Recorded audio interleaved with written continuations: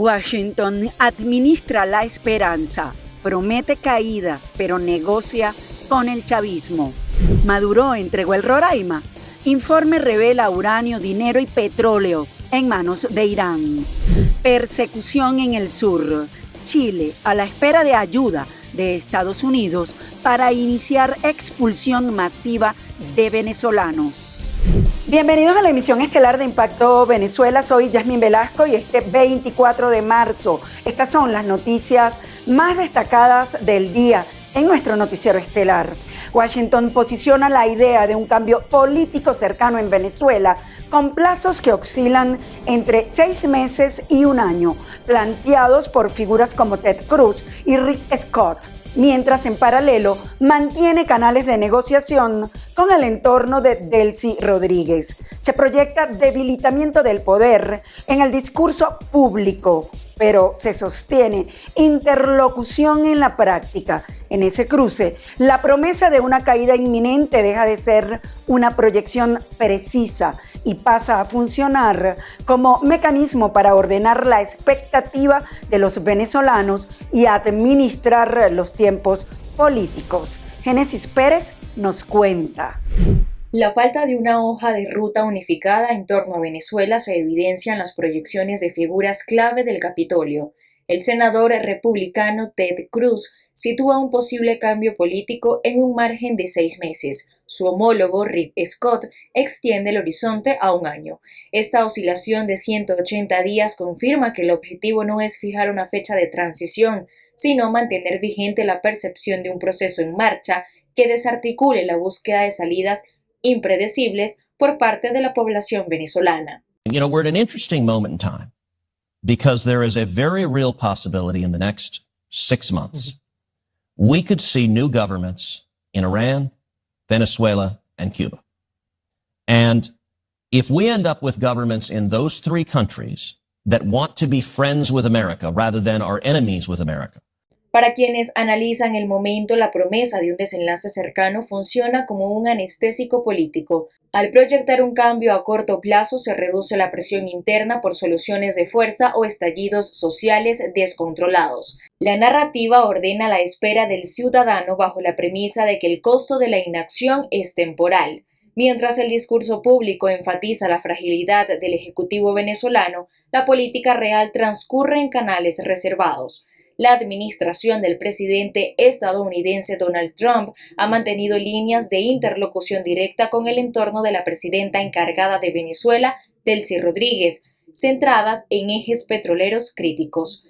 El resultado es un manejo quirúrgico del tiempo donde se proyecta una ruptura que, en la práctica, es sustituida por la negociación operativa. There are 1,000 ways that can go wrong. I'm not being Pollyannish and saying, oh, everything's wonderful. But on any objective level, the regimes there are weaker than they have been in our lifetimes. La expectativa de cambio no busca acelerar un colapso, sino administrar los tiempos de la crisis. Washington utiliza el discurso de transición como una moneda de cambio para estabilizar el tablero, mientras aseguran intereses económicos concretos. Génesis Pérez para Impacto Venezuela.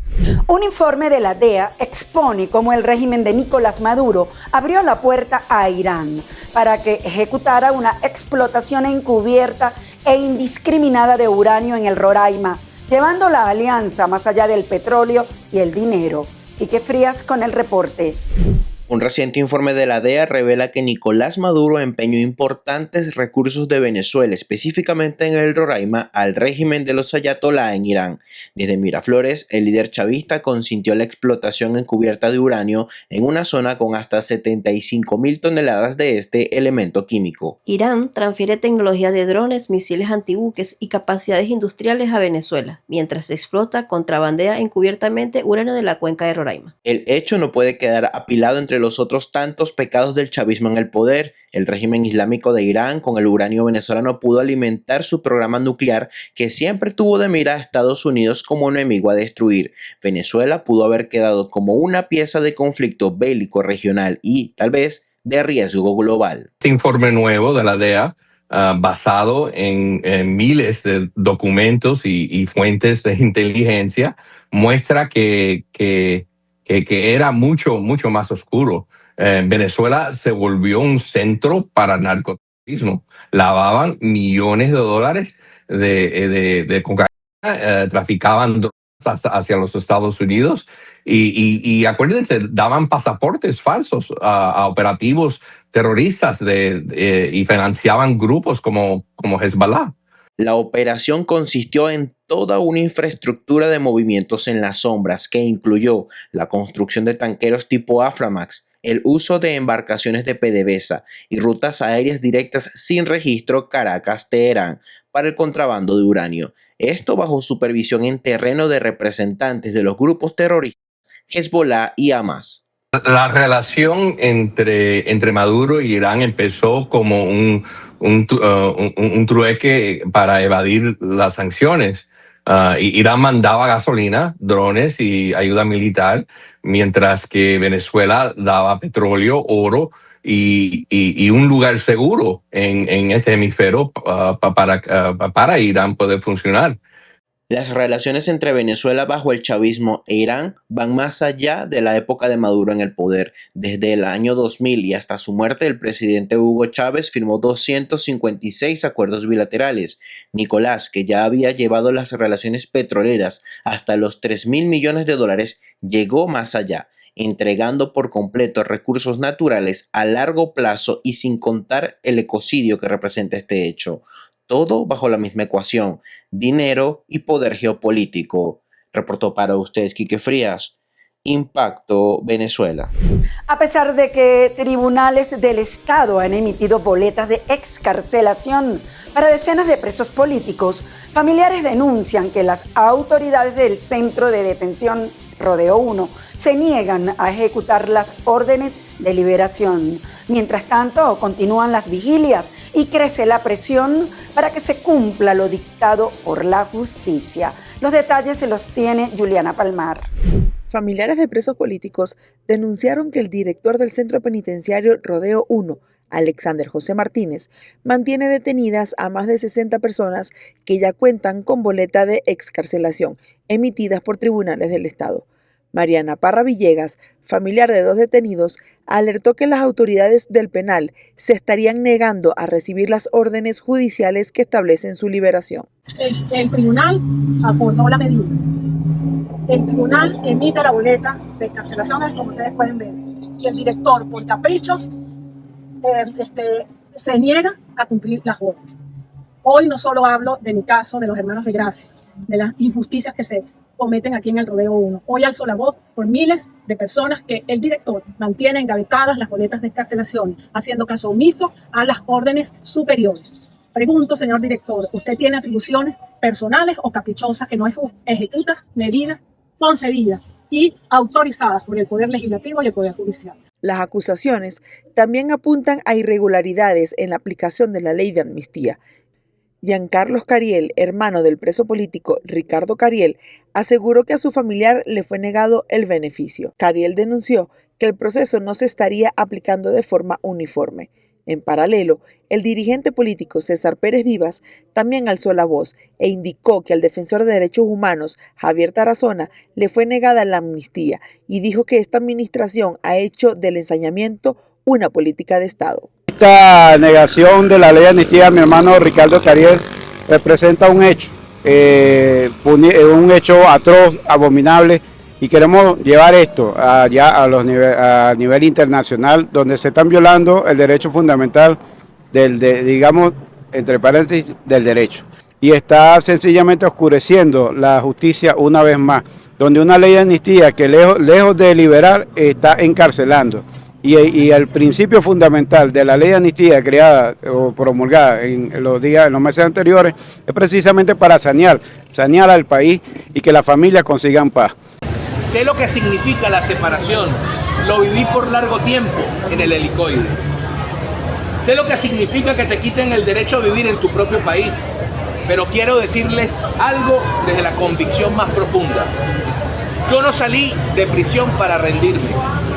Salí de prisión a trabajar por la retadora tarea de la reconciliación nacional, lo cual demanda un gran acuerdo nacional. La presión de los familiares se mantiene. Al menos 76 parientes de presos políticos se mantienen en vigilia en las afueras del centro de detención El Rodeo 1, tras el anuncio de liberaciones realizado el pasado 8 de enero. Según el último balance de la Plataforma Unitaria Democrática, aún permanecen 472 presos políticos detenidos. Por su parte, la ONG Foro Penal contabiliza 508 personas privadas de libertad por motivos políticos en el país. Para Impacto Venezuela, Juliana Palmar. Es momento de tomarle el pulso a nuestra comunidad. Vamos a revisar los comentarios que nos dejan sobre la pregunta del día de hoy. Desde tu realidad como venezolano, ¿crees que Estados Unidos está cometiendo un error estratégico en su política hacia Venezuela? Por supuesto que sí. Políticamente estamos igual. Sigue el control de los corruptos y delincuentes rojos. No se ve mejoras ni económicas ni sociales.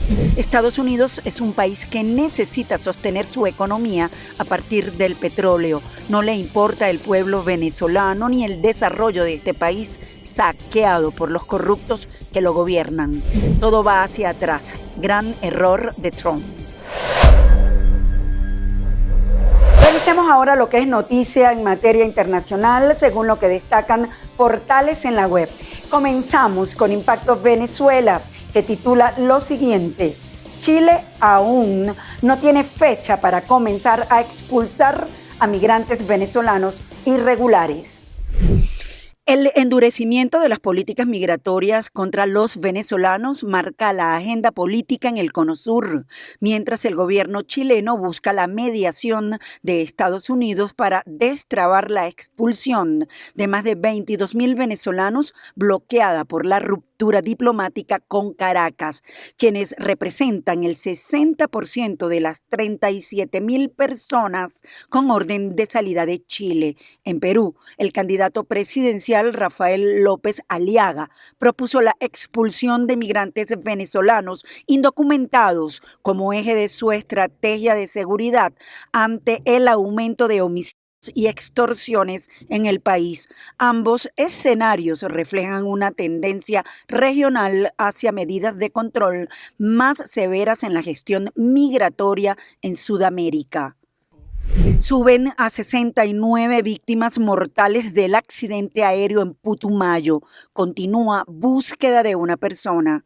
El balance del trágico accidente del avión Hércules de la Fuerza Aérea Colombiana en Puerto Leguizamo se ha actualizado a 69 víctimas mortales tras el hallazgo de un nuevo cuerpo en la zona del siniestro, ocurrido este lunes 23 de marzo. De los 127 ocupantes, 57 militares resultaron heridos con cuadros críticos de politraumatismos y quemaduras graves, siendo trasladados a Florencia y Bogotá, mientras que un soldado logró salir ileso y una persona permanece desaparecida, con las labores de búsqueda centradas actualmente en el tren de aterrizaje. El Instituto Nacional de Medicina Legal ha dispuesto equipos forenses especializados en Bogotá para la identificación técnico-científica de los cuerpos, en un esfuerzo por dar claridad a las familias en medio de esta emergencia nacional. Estados del Golfo Pérsico endurecen su postura frente a Irán y evalúan participar directamente en la guerra.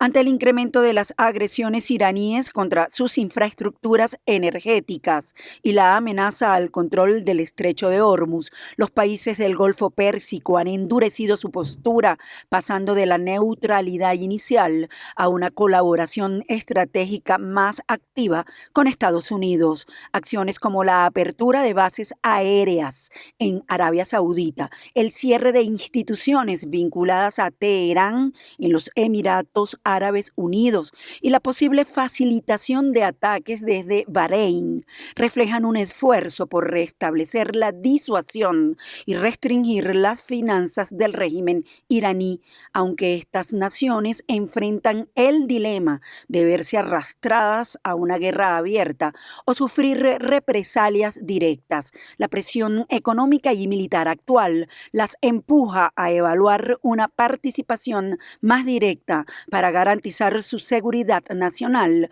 y la estabilidad del comercio energético mundial.